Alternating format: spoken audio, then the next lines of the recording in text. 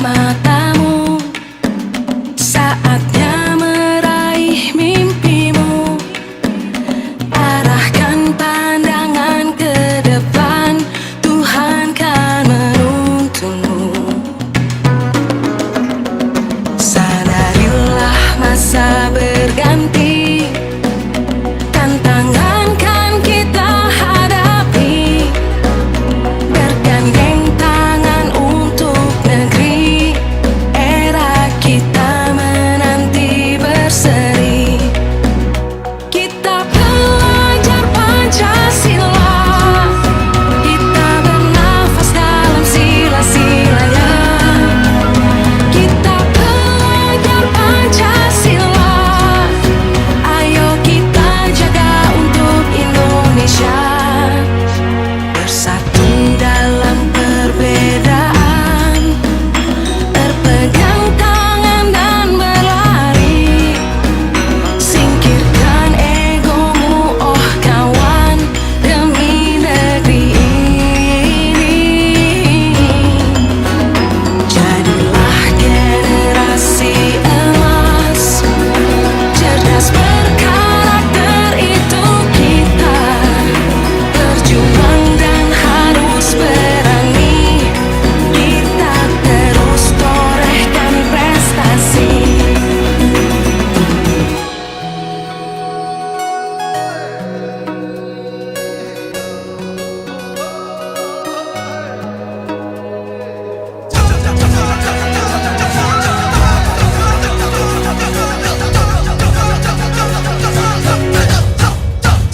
Kita belajar Pancasila, kita bernafas dalam sila-silanya. Kita belajar Pancasila, ayo kita jaga untuk Indonesia. Kita belajar Pancasila, kita bernafas dalam sila-silanya. Kita belajar Pancasila, ayo kita jaga untuk Indonesia.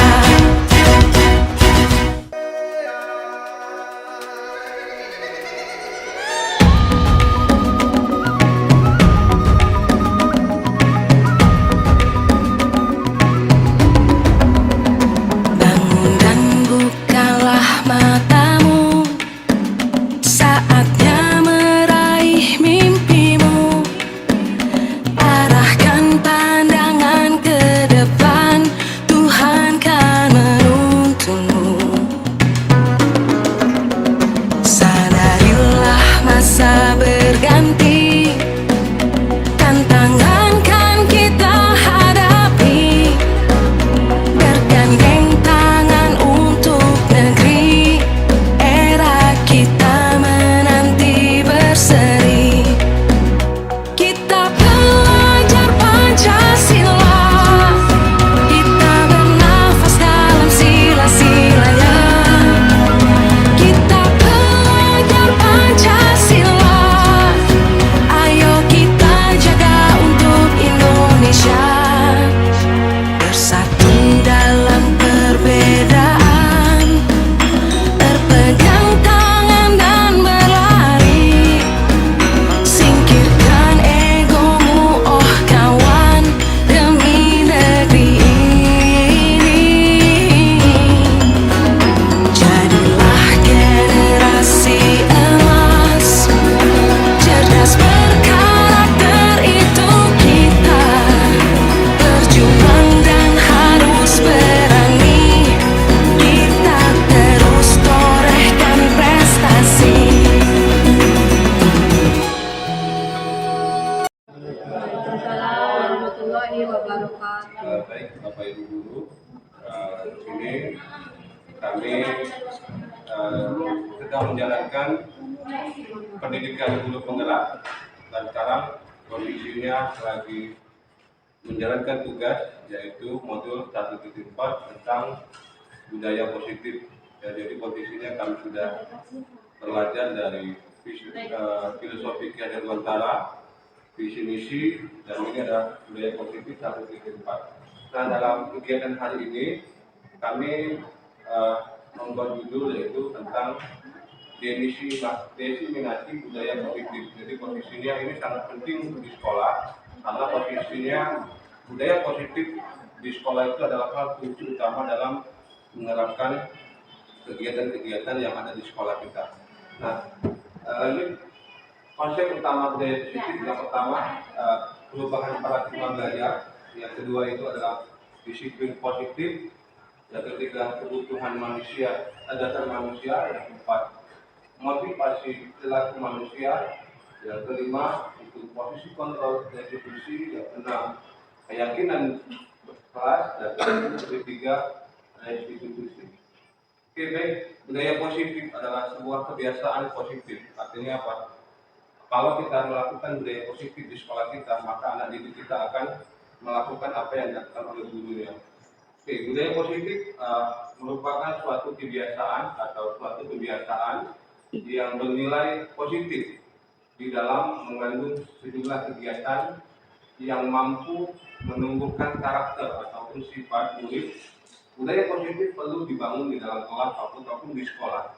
Budaya positif apabila dapat berkembang dengan baik pada murid, maka akan membangun hubungan kerja sama yang baik antara murid, guru, dan orang tua, menumbuhkan kesadaran dalam melakukan hal-hal baik.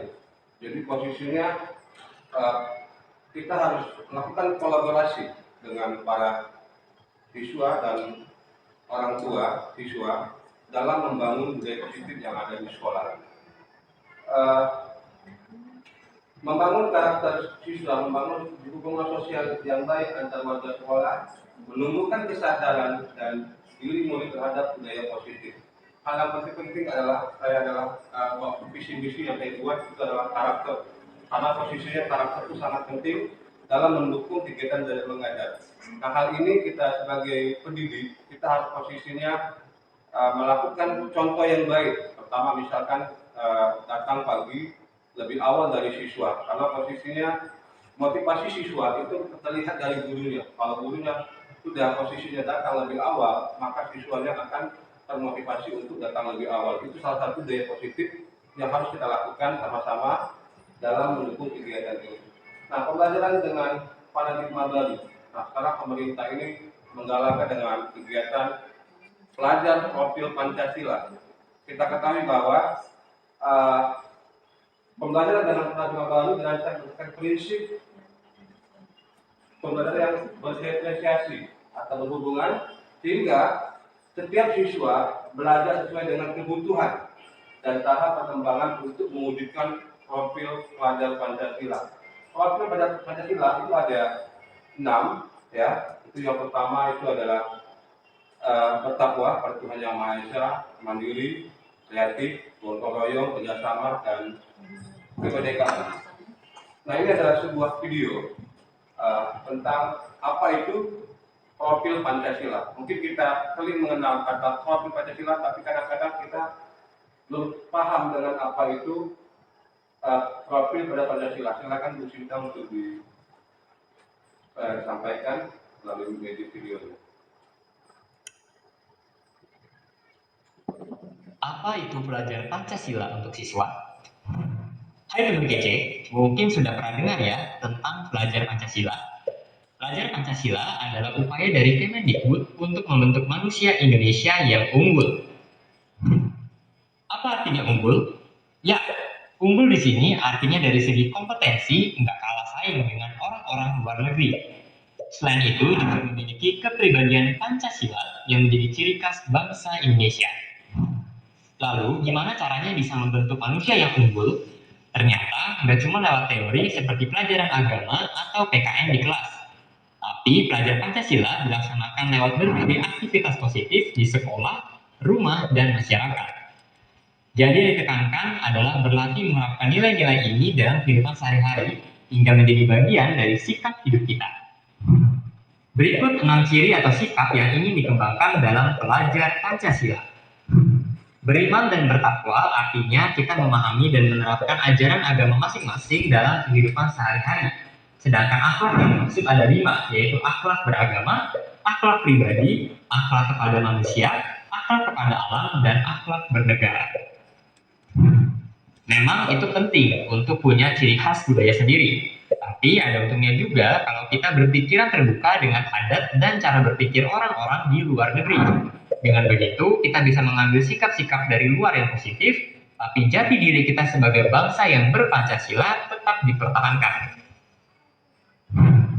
Kita hidup dalam masyarakat, jadi sudah sepantasnya kalau kita saling membantu, terutama yang menyangkut kepentingan bersama. Misalnya, kebersihan sekolah atau acara perayaan tetangga. Dengan membagi tugas, pekerjaan jadi terasa lebih ringan dan cepat selesai. Ini artinya kita nggak perlu dipaksa untuk belajar dan meningkatkan kemampuan kita. Dari dalam diri kita sendiri, sudah ada keinginan dan motivasi untuk maju. Kita tahu apa yang mau kita capai di masa depan, jadi kita akan disiplin diri untuk terus belajar dan berusaha untuk mencapainya. Untuk bisa bersaing di dunia nyata, kita perlu mengasah kemampuan untuk memecahkan masalah. Misalnya, kita tahu informasi apa yang harus dicari dan di mana mencarinya. Dan setelah informasi berhasil didapatkan, apakah sudah sesuai kebutuhan dan bisa dipercaya? Dengan begitu, kita bisa mengambil keputusan yang paling tepat berdasarkan informasi yang kita punyai. Seseorang dikatakan kreatif kalau mampu menciptakan gagasan, karya, atau tindakan yang orisinal. Artinya, murni dari diri sendiri atau dari yang sudah ada, tapi diubah sehingga sesuai kebutuhan saat ini. Kreasi ini bisa bermanfaat bagi diri sendiri dan masyarakat sekitar kita. Nah, itu dia 6 ciri pelajar Pancasila. Kalau begitu, apa ya contoh nyata dari pelaksanaan pelajar Pancasila? Pertama, kamu perlu tahu kalau membantu kamu mengembangkan ke-6 sikap tadi adalah tanggung jawab bersama. Memang, dengan pelajar Pancasila yang akan membuat rencana kegiatan kebanyakan adalah pihak sekolah, seperti kepala sekolah, guru, dan staf lainnya. Tapi nantinya ketika melaksanakan, banyak pihak lain yang akan terlibat juga, seperti orang tuamu dan masyarakat lewat komite sekolah misalnya. Nah, kamu sendiri punya peran penting nih. Apa ya peranmu di sini? Tentunya partisipasi acaranya dengan aktif. Contoh kegiatan yang mungkin dilaksanakan sekolahmu misalnya, kegiatan literasi sekolah, misalnya pojok baca. Ekskul, misalnya pramuka, sepak bola, tata boga. Lomba, misalnya tari daerah, buat komik atau poster. Pagelaran, misalnya konser karawitan. Gotong royong, misalnya patroli keamanan sekolah. Jadi, kalau sekolahmu mengadakan acara-acara seperti ini, yuk ikutan ngeramein. Semoga dengan rajin berpartisipasi seperti ini, kamu bisa jadi insan pelajar Pancasila yang unggul di masa depan. Terakhir nih, kakak mau tahu, apakah kamu menyambut baik adanya pelajar Pancasila? Kenapa? Isi ya di kolom komentar. Jangan lupa like dan share supaya teman-temanmu juga jadi ngerti. Oke, baik Bapak Ibu. Itu adalah tentang profil Pancasila. Posisinya kita sebagai guru harus mendukung kegiatan yang diprogramkan oleh pemerintah, apalagi Pak Menteri Nadiem Makarim. Posisinya menginginkan seluruh murid harus memahami filosofi dari kegiatan profil Pancasila. Oke, baik, selanjutnya itu adalah disiplin positif. Disiplin itu berarti teratur dan patuh pada peraturan. Kata disiplin sering juga dihubungkan dengan hukuman, padahal sesungguhnya berbeda. Nah, ini yang kita selalu kita lakukan. Kalau misal siswa datang terlambat, itu disebut dengan hukuman, ataupun posisinya dan dikatakan tidak disiplin. Sekarang belajar tentang disiplin kita harus memberikan hukuman, ya. Tapi justru itu adalah salah satu alternatif terakhir. Dan bila perlu tidak digunakan sama sekali, yang diterapkan adalah upaya pendidikan dengan positif atau cara yang baik. Misal, disebut positif, misalkan siswa berpakaian atau atribut yang tidak sesuai dengan aturan. Tapi kita lihat, kita sebagai pendidik di sini, apakah kita sudah menerapkan disebut positif? Nah, hal ini yang harus kita gali sama-sama. Kalau posisinya kita sudah rapi semua berpakaian, maka siswa akan mengiringi apa yang kita lakukan. Apalagi misalkan masalah kerjasama kegiatan yang lainnya, misalkan menyiapkan acara ataupun yang lainnya. Itu yang perlu kita tunjukkan itu dari kitanya dulu, bukan dari siswanya kita menuntut. Dalam konsep pendidikan guru penggerak, setelah kami belajar tentang filosofi Ki Hajar Dewantara, bahwa siswa itu harus kita tuntun, bukan kita tuntut. Jadi kita tuntun itu kita bina posisinya tanpa harus menuntutkan apa yang kita inginkan, tapi kita iringi apa yang dia inginkan. Itu dalam konsep filosofi Ki Hajar Dewantara dalam menumbuhkan benih-benih bangsa Indonesia ini. Nah, tujuan disiplin itu Bapak Ibu, tujuan mulia dari penerapan disiplin positif adalah agar terbentuknya murid-murid yang berkarakter. Artinya apa? Dari kegiatan disiplin positif ya, dengan kegiatan kita melakukan kegiatan positif terhadap siswa, maka akan menumbuhkan anak didik kita yang posisinya berkarakter. Hal ini kita lihat, kita harus galakan tentang bagaimana menumbuhkan siswa yang berkarakter, seperti santun, jujur, peduli, dan memiliki karakter nilai-nilai kebajikan, sehingga profil Pancasila tercermin dalam setiap tingkah dan lakunya. Nah, hal inilah kita posisinya harus menerapkan tentang profil Pancasila. Nilai-nilai kebajikan universal. Nah, ini nilai-nilai kebajikan adalah sifat positif yang merupakan tujuan mulia yang ingin dicapai setiap individu. Nilai tersebut bersifat universal dan lintas bahasa, suku, bangsa, agama maupun latar belakang. Setiap perilaku memiliki perbuatan atau memiliki suatu tujuan. Menurut nilai-nilai itu pada teori kontrol. Dengan mengaitkan nilai-nilai kebajikan, apa Ibu tahu tentang nilai kebajikan? Apa nilai kebajikan, Bapak Ibu? Nilai yang positif. Nilai yang positif. Nilai yang positif. Artinya nilai kebajikan dan nilai positif yang diyakini seorang, maka motivasi intrinsiknya akan terbangun sehingga menggerakkan motivasi. Motivasi adalah pembangkit jati diri dalam mengembangkan yang ingin diinginkan. Nah, nilai kebajikan yang ingin dicapai oleh setiap anak bangsa kita kenal dengan profil pelajar Pancasila. Yang pertama, beriman, bertakwa kepada Tuhan Yang Maha Esa dan berakhlak mulia. Yang kedua, mandiri. Yang ketiga, bernalar kritis, berkebinekaan global, bergotong royong dan kreatif. Itu tentang profil pada Pancasila yang masuk dalam bidang nilai-nilai kebajikan. Kebutuhan dasar manusia. Kita manusia mempunyai sebuah kebutuhan, yaitu kebutuhan untuk bertahan hidup, cinta dan kasih sayang, kebebasan, kesenangan, dan kekuasaan power. Nah, hal inilah kita harus pahami tentang apa yang dibutuhkan oleh para siswa.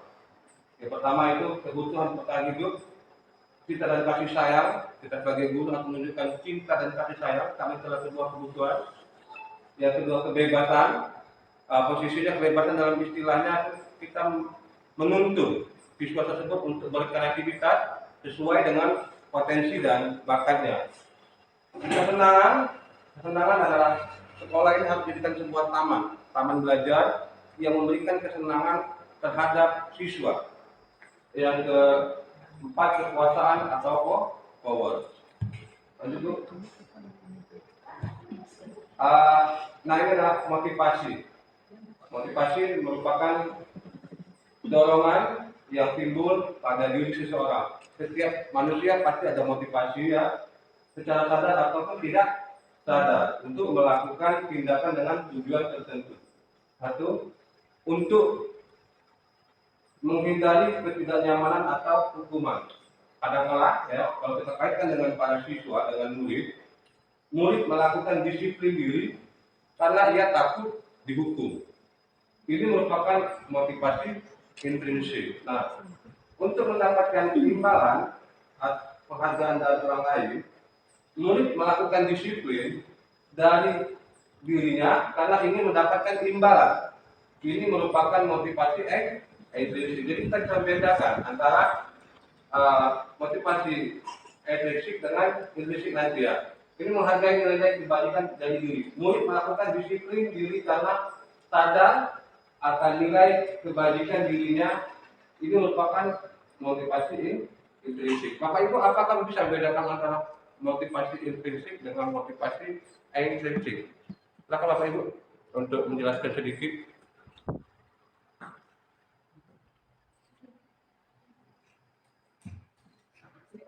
Ya, silakan Bu. Motivasi Iya. motivasi intrinsik itu motivasi yang di atas kesadaran diri kita, atau kalau kita memberikan kesadaran diri pada murid, jadi tidak dipaksa. Oh, iya. Itu yang posisinya intrinsik, Pak. Oke, kita dapat dari kebutuhan. Ada yang lain tentang pendapat? Oke, lanjut. Nah, konsep disiplin kita masih kaitan dengan masalah disiplin, ya, dengan identitas gagal. Kadang-kadang kita melaksanakan disiplin itu hukuman. Hukuman itu memberikan kadang-kadang menyakitkan, tidak nyaman, murid takut, ya, memaksa, murid menyembunyikan kesalahan, murid menjadi rendah diri. Ini dari konsep disiplin dengan yang menggunakan dengan hukuman.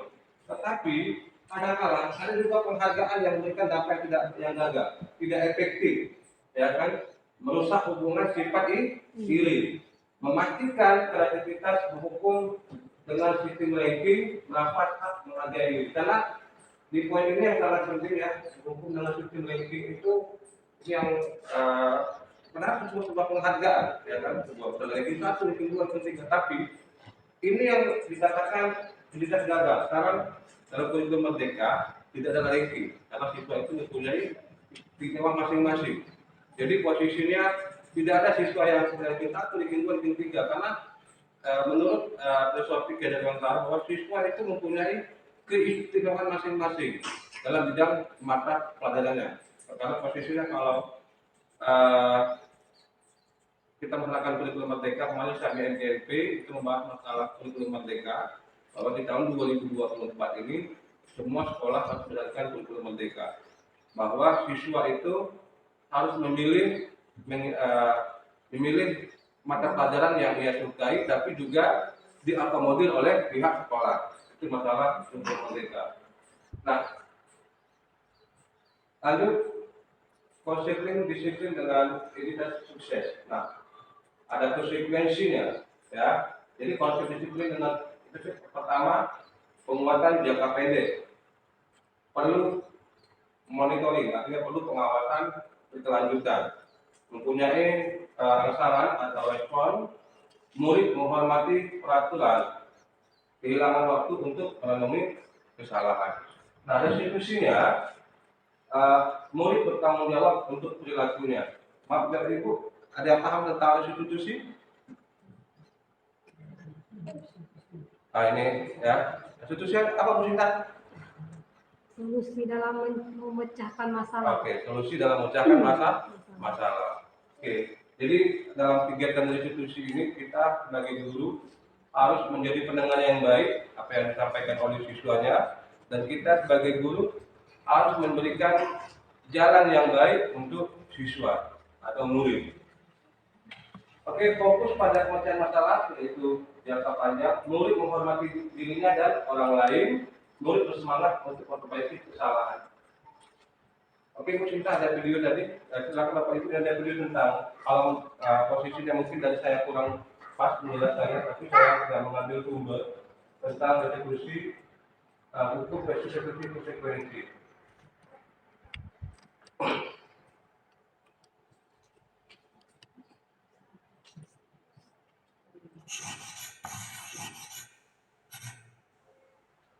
Salam dan bahagia Ibu dan Bapak Guru.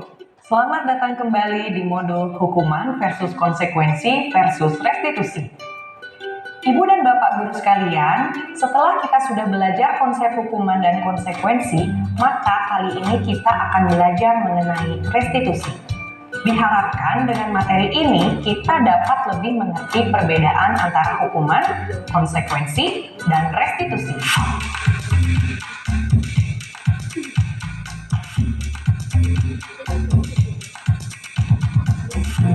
kamu tidak boleh main di luar ya, karena kamu coret-coret sembarangan di tembok.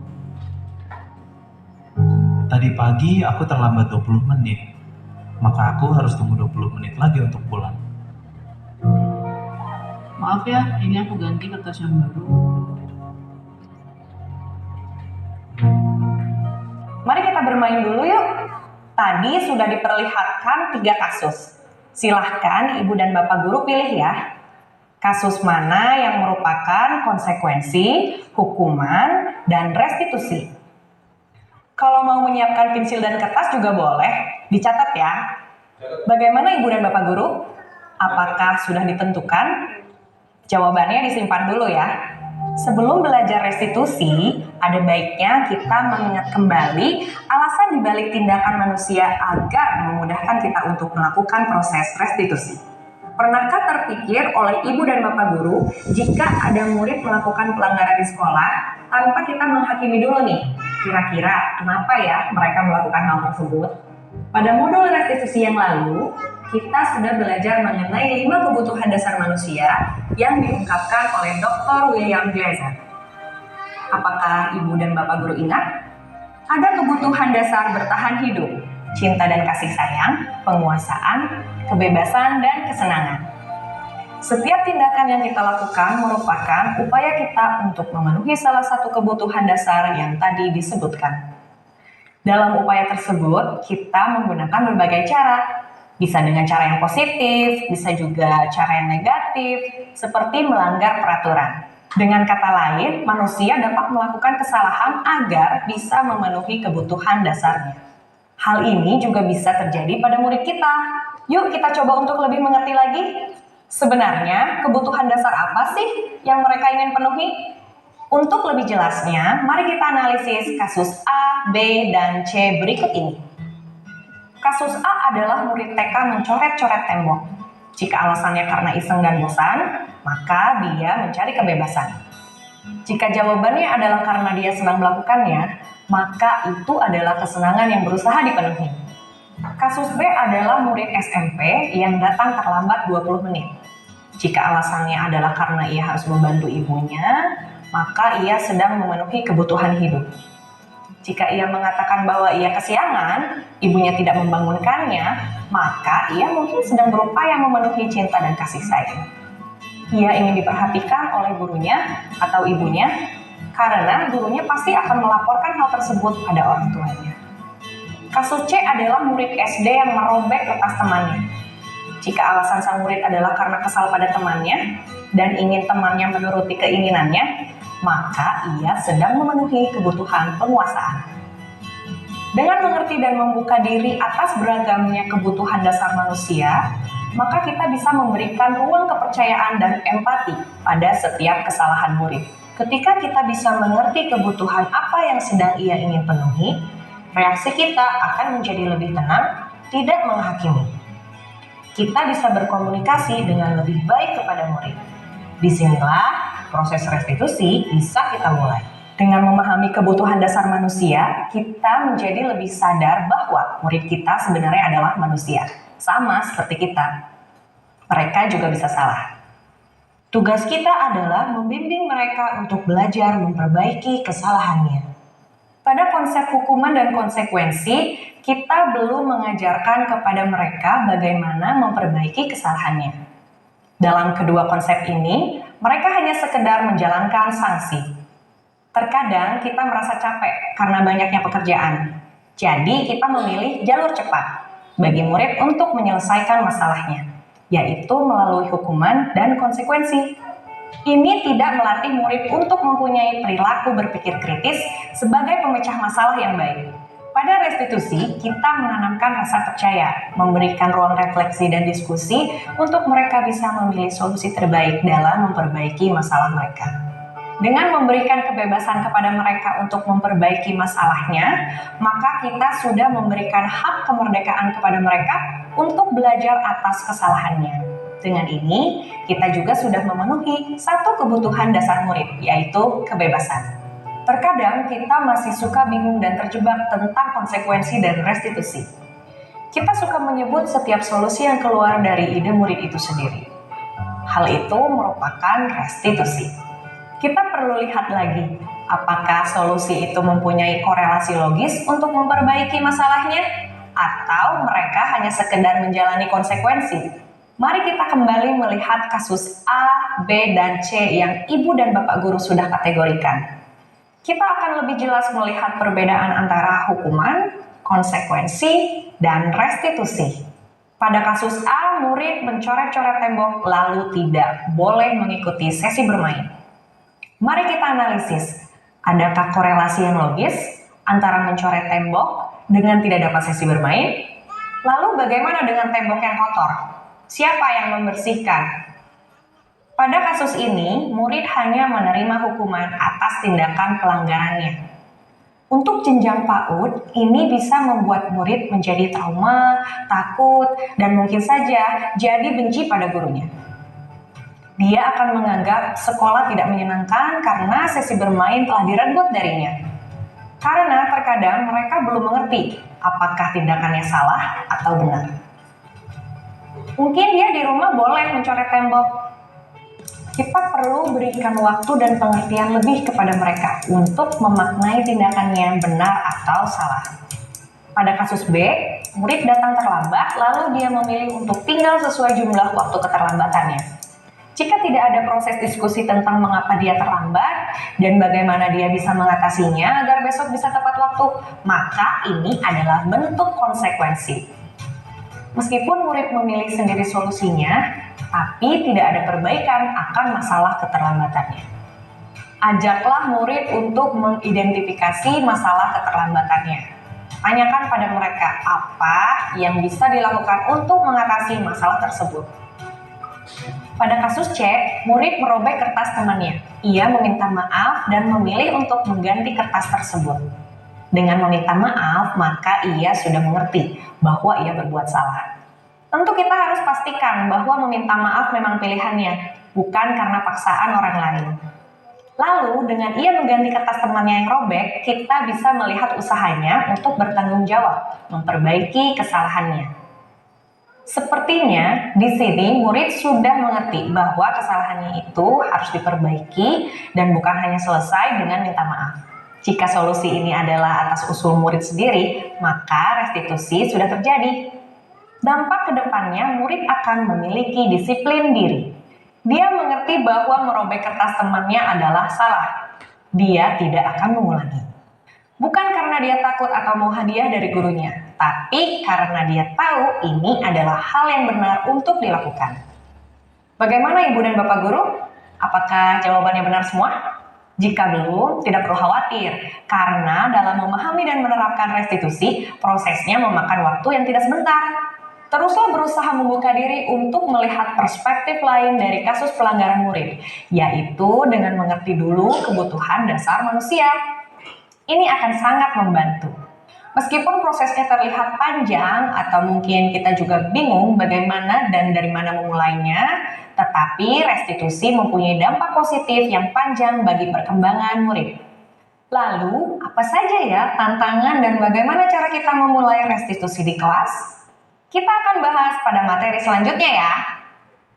Restitusi ya, Bapak Ibu.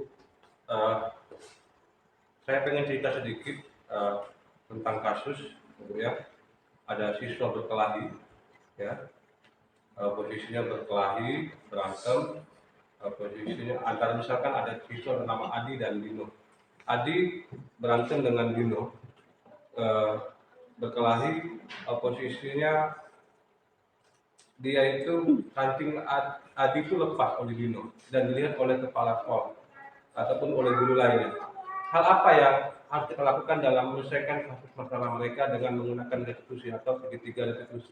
Ada Bapak Ibu yang paham? Sedangkan Adi tidak menerima, bajunya robek. Apa yang harus kita lakukan supaya mereka itu bisa berteman dan Dino bisa mempertanggungjawabkan kancingan itu dan tidak ada dendam di antara mereka? Ayo Bapak Ibu. Bagaimana jika ada kasusnya antara Adi dan Dino berantem, kancingan Adinya lepas oleh Dino, posisinya Adi tidak terima, dia harus mau ganti ganjingan itu. Dan perkelahian itu dilihat oleh kepala sekolah dan didamaikan oleh kepala sekolah. Posisinya Adi tidak mau terima, dia akan memaafkan Dino, tapi dengan catatan bahwa pancingannya harus dibenari. Apa yang harus kita lakukan sebagai guru dalam menindaki kasus Adi dan Dino? Kalau kita kaitkan dengan segitiga restitusi.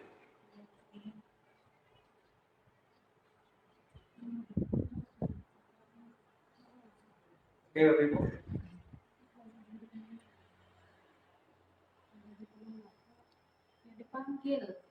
Dipanggil siswanya, diarahkan, kita sebagai guru untuk mengarahkan apa permasalahannya dulu sebagai penengah, intinya kita sebagai guru itu ya. Kita sebagai penengah dan memberikan solusi yang bisa menyelesaikan masalah. Apa? Yang bisa menyelesaikan masalah. Oke, bagus. Dan kancingan itu harus diganti kan? Jadi posisinya Dino sebagai Pak Guru, kita harus menyuruh Dino untuk menjahit bertanggung jawab dengan bajunya Adi tadi yang dirobekkan. Nah, itu adalah kita sebagai guru. Jadi dan posisinya mereka harus memaafkan dan mereka posisinya kasus mereka diselesaikan di tingkat sekolah, jangan sampai merambat ke luar. Hal itulah kami kemarin kasus itu tentang restitusi segitiga, bahwa selesai masalah itu kadang-kala siswa itu mau bermaafan, tetapi ada hal yang harus dipertanggungjawabkan dari yang masalah tersebut. Misalkan ada barang yang rusak harus diganti dengan ikhlas, tanpa artinya siswa itu juga menunjukkan tanggung jawabnya untuk menyelesaikan masalah. Kita jangan cuma dipaksakan, damai kamu, tapi ada masalah lain yang belum selesai. Kita harus melihat segi yang lainnya. Oke, lanjut kita. Oke. Jalan. Nah, perbedaan hukum konstitusi dan restitusi. Oke. Contoh ya, ada kasus siswa yang tidak mengerjakan PR, hukuman. Nah, kalau hukuman, guru menghukum siswa tersebut menghormat bendera 10 kali, itu hukuman. Ya, guru marah dan siswa sehingga menjadi takut. Kadang-kala kita sebagai guru mungkin gelap ya, posisinya kita memberikan hukuman spontan terhadap siswa yang tidak mengerjakan tugas yang kita berikan. Nah, konsekuensinya yaitu guru memberikan konsekuensi untuk mengerjakan PR-nya saat istirahat atau dikerjakan sebanyak 3 kali lipat. Nah, jadi posisinya konsekuensinya kalau kita melakukan konsekuensi terhadap siswa yang tidak mengerjakan PR, kita harus memberikan mengerjakan PR tersebut, tapi diberikan 3 kali lipat dari PR yang diberikan. Guru tegas dan siswa menghormati peraturan. Nah, kalau restitusi, guru menanyakan ya keyakinan kelas, membantu siswa untuk menyelesaikan masalah. Apapun yang tidak mengajukan tugas, ditanyai dulu siswa tersebut. Pasti ada hal, karena mungkin dia bantu orang tuanya, mungkin posisinya dia tidak ada teman, posisinya untuk berdiskusi, karena ada faktor. Ataupun posisinya mungkin dia sibuk dengan dunianya, misalkan nonton YouTube atau main game, sehingga lupa dengan PR. Guru terbuka dan siswa menghormati diri dan orang lain. Ya, jadi posisinya dalam restitusi, dalam penanganan siswa itu ada 3, ada hukuman, ada konstruksi, dan ada restitusi. Nah, guru terbuka dan siswa menghormati diri dengan orang lain. Oke, lanjut. Ada 5 posisi kontrol. Ya, pertama itu penghukum. Kalian lihat dalam wilayah ini adalah karena kamu terlambat, silakan berdiri sampai jam pertama selesai. Itu adalah kategori penghukum. Nah, kalau pembuat rasa bersalah, ya, kalau misalnya ada siswa yang melanggar aturan di sekolah kita, misalnya tolong ya, ibu minta tolong jangan terlalu ribut. Nanti kasihan sama ibu. Tadi teriak-teriak sampai tenggorokan ibu jadi sakit. Nah, ini mungkin ibu-ibu ya, karena terhadap siswa ya. Teman, posisinya kenapa terlambat, jadi berdialognya seperti teman tapi mengingatkan. Kenapa terlambat, kemarin-kemarin saya tepat waktu kok, jangan terlambat lagi. Itu posisi kontrol sebagai teman tahu, masihkah ingat konsekuensi salah terlambat lagi? Itu teman tahu, mengingatkan konsekuensi yang telah dibuat. Manajer, apakah kamu menyadari bahwa yang kamu lakukan ini tidak benar? Kira-kira bagaimana agar kita memperbaiki ini gawean dari waktu siswaan, BK, mungkin posisinya kan, ini dari kepala sekolah juga, dan menangani kasus-kasus posisi kontrol terhadap siswa atau murid yang bermasalah melanggar aturan ataupun dalam kegiatan disiplin ya.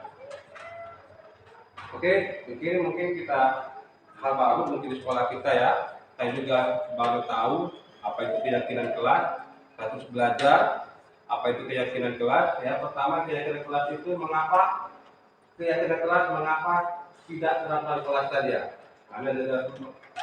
Mengapa kita memiliki peraturan tentang penggunaan helm pada saat mengendarai kendaraan roda 2? Mengapa kita memiliki peraturan tentang penggunaan masker dan mencuci tangan setiap saat? Nah, itu tentang keyakinan kelas. Apa itu keyakinan kelas? Nilai-nilai keselamatan atau kesehatan inilah yang kita sebut sebagai suatu keyakinan, yaitu nilai-nilai kebajikan universal yang disepakati secara tersirat dan tersurat lepas dari latar belakang, suku, negara, bahasa maupun agama. Keyakinan kelas adalah suatu disiplin positif yang kita yakin bersama yang berasal dari penyatuan pikiran untuk menjadikan nilai-nilai kebajikan diturunkan di kelas. Nah, nilai-nilai keyakinan kelas ini, Bapak Ibu, itu dibuat oleh siswa bersama guru, ya posisinya, dan ditanggung oleh siswa tersebut. Misalkan apa keyakinan kelas dia tidak terlambat, apa sanksinya dia terlambat dari pada tersebut. Itu namanya keyakinan kelas.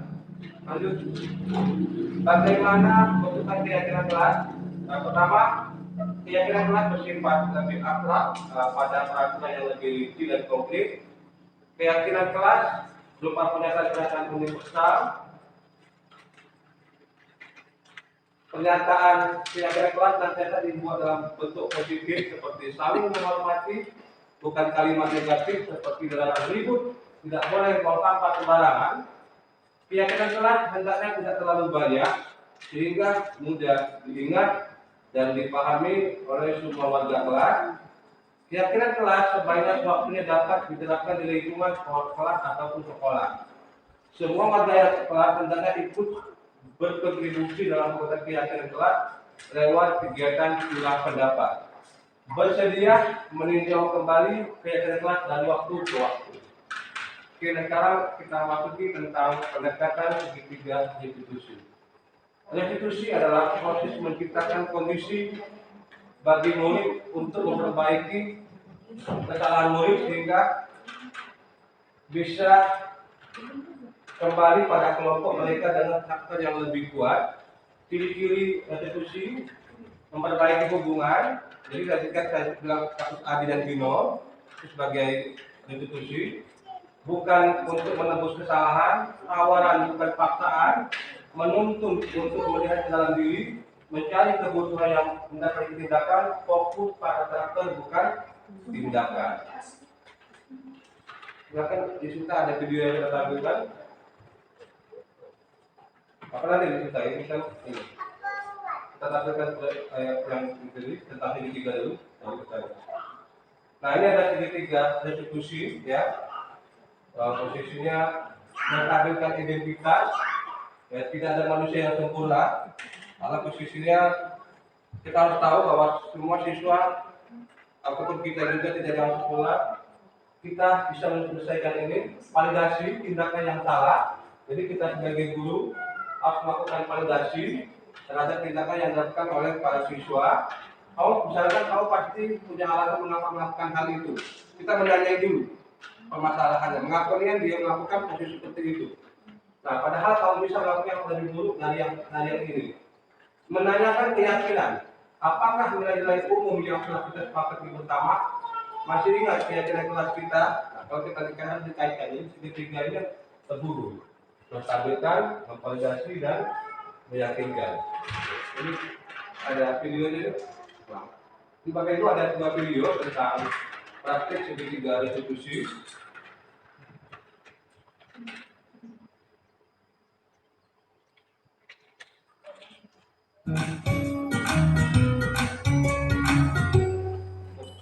Salam dan bahagia Ibu dan Bapak guru hebat. Pada video kali ini kita akan membahas tentang salah satu program disiplin positif yang diterapkan di lingkungan sekolah yang dikenal dengan nama restitusi.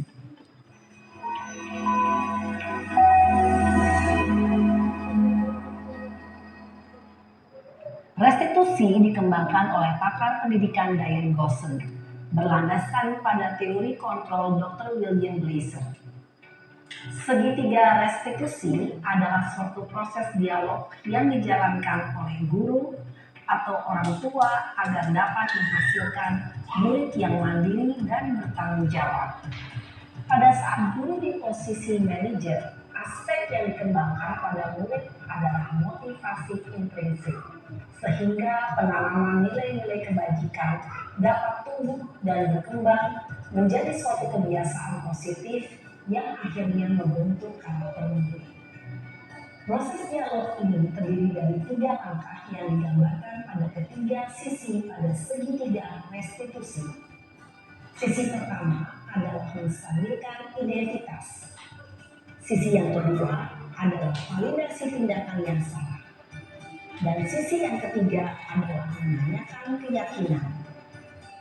Ibu dan Bapak guru, berikut ini akan ditunjukkan bagaimana seorang guru berada dalam posisi manajer menggunakan penerapan segitiga restitusi.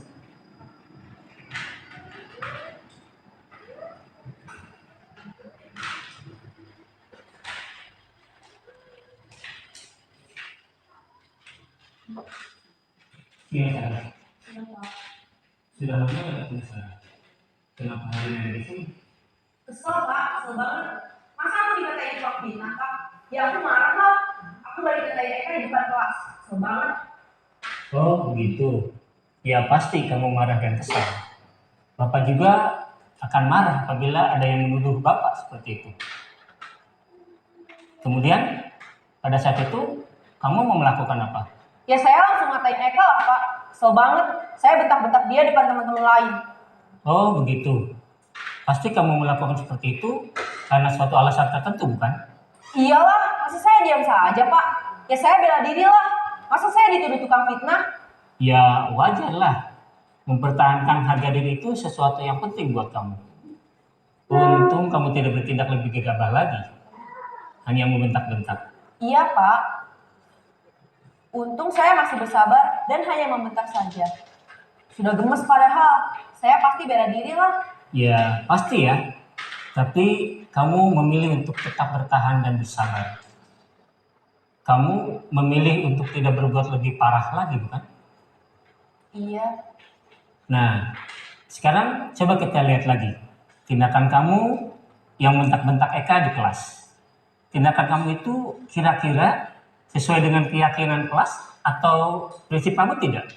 Enggak lah Pak. Capek Pak jadi pemarah. Jadi keyakinan atau prinsip mana yang kurang sesuai dengan keinginan kamu? Ya, saya sebenarnya sangat menghargai orang lain. Mungkin saat itu saya menjadi emosi. Jadi tidak menunjukkan sikap itu. Kamu meyakini tidak? Menghargai orang lain itu penting buat kamu. Yakinlah Pak. Iya, setuju. Kita harus saling menghargai. Namun, ada juga keyakinan yang kita sepakati yang perlu kita jalankan apabila kita sedang marah, bukan? Ya saya bisa lebih proaktif, mulai dengan diri sendiri. Saya bisa jadi lebih bersabar, mengambil waktu jeda untuk berpikir mau apa selanjutnya. Kira-kira kamu bersedia memperbaiki masalah ini tidak? Bersedia Pak. Kalau kamu memperbaiki masalah ini, kamu akan menjadi orang seperti apa? Saya akan menjadi orang yang bertanggung jawab kali ya Pak. Dan senantiasa proaktif. Iya, menurut kamu bagaimana rasanya menjadi orang seperti itu? Ya nyaman lah, bangga bisa bersabar dan menahan diri. Baiklah kalau begitu. Yuk kita pikirkan bagaimana memperbaiki masalah ini.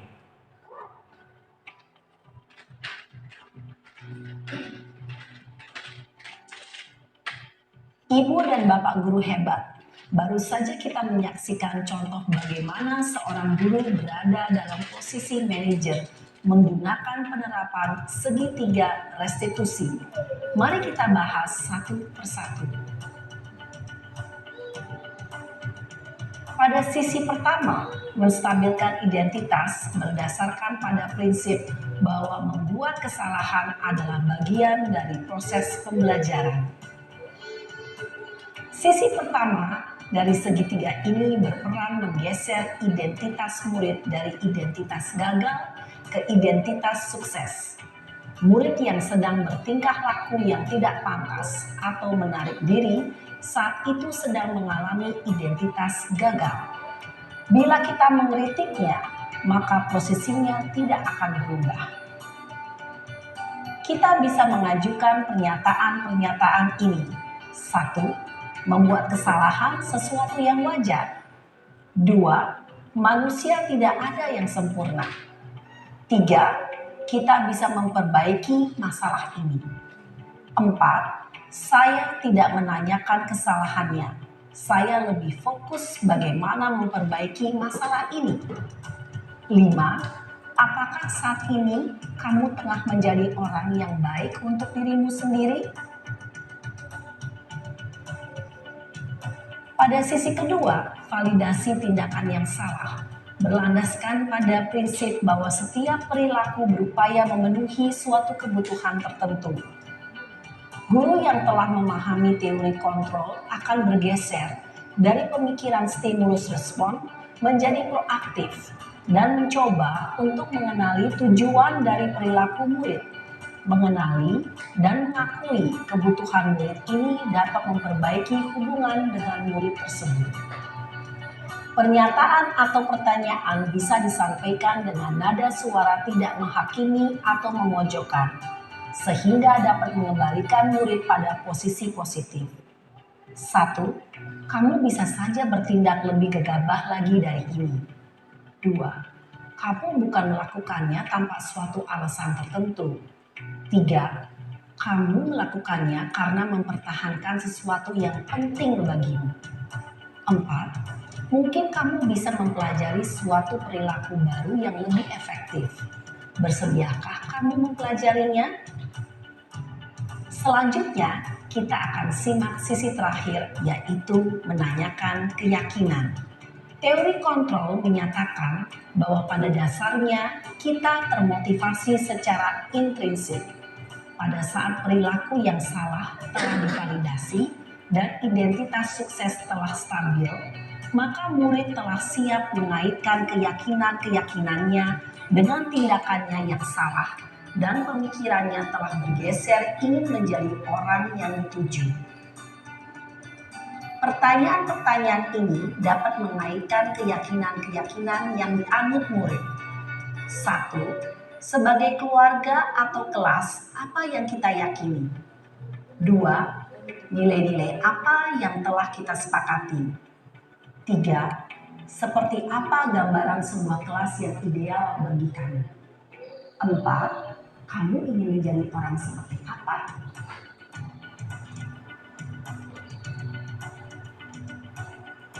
Dalam menerapkan segitiga restitusi, perlu diperhatikan beberapa hal, yaitu 1. Perilaku yang salah perlu dikaitkan dengan nilai-nilai atau keyakinan-keyakinan yang telah disepakati atau dituju. 2. Kesediaan orang yang melakukan kesalahan untuk memperbaiki masalah. 3. Pemecahan masalah sebisa mungkin relevan atau memiliki hubungan dengan masalah yang ada. 4. Usaha. Perlu adanya suatu usaha perbaikan dari pihak yang berbuat kesalahan. 5. Waktu.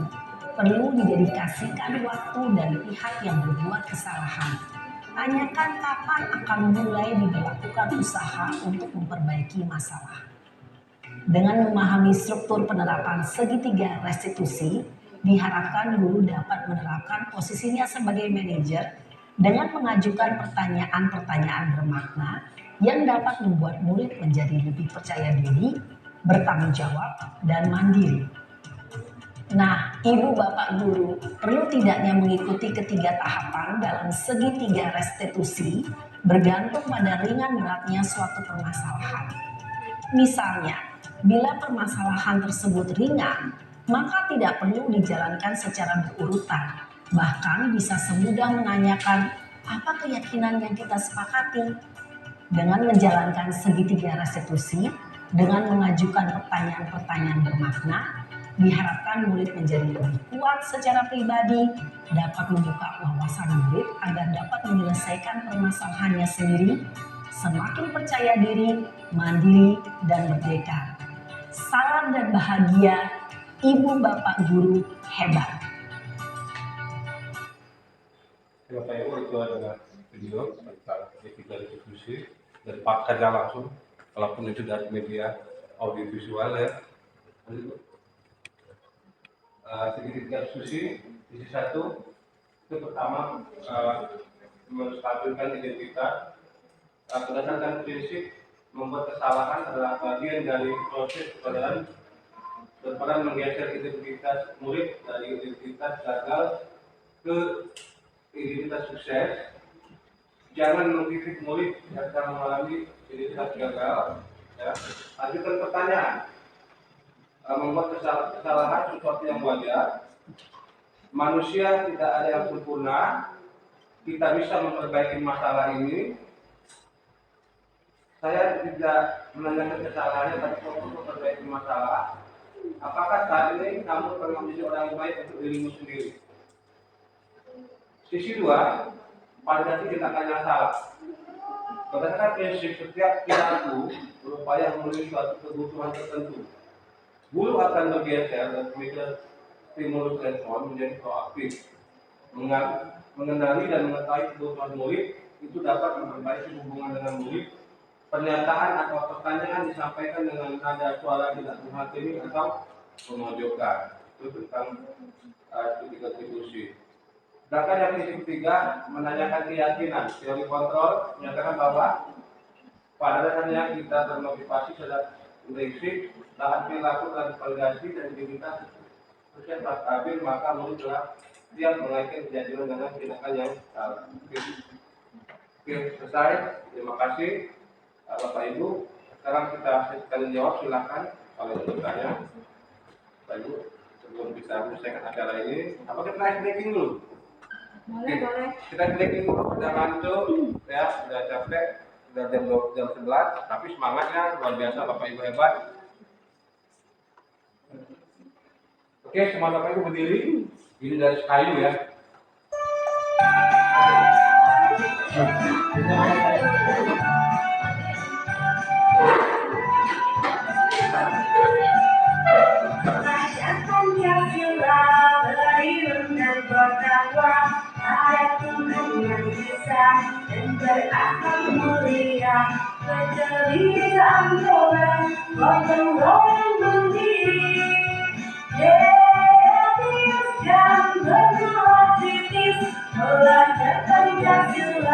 Beriman dan bertakwa, ada Tuhan yang bisa dan berakhir mulia.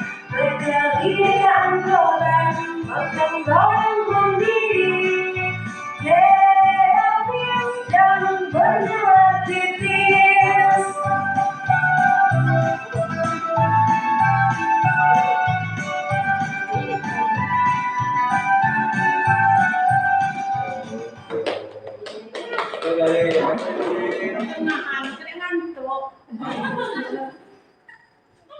Oke, Hapus kayak gini.